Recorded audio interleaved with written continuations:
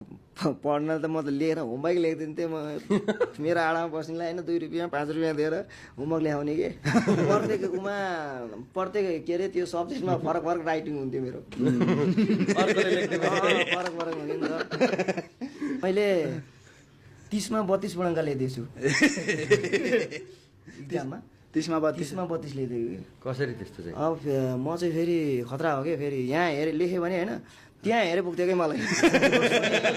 हान्ने नि कपी होइन ऊ फर्स्ट भयो भने म सेकेन्ड हो होइन ऊ फेल भयो म फेल हो त्यस्तो हान्ने नि होइन मलाई त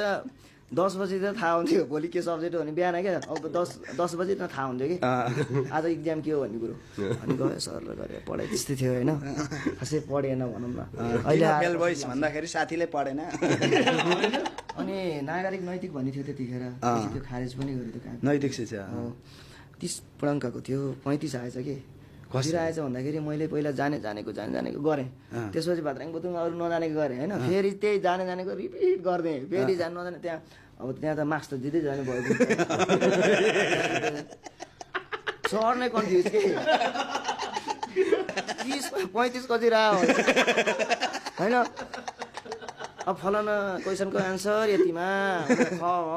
यति भनेर लेख्यो फेरि गाद्राङ बुद्रुङ लेख्यो अरू गाद्राङ बुद्रुङ मिलेकोले फेरि फलाना खलाई त्यसलाई रिपिट गरिदियो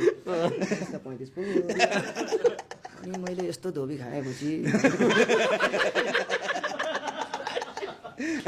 त्यसपछि म इन्डिया गएँ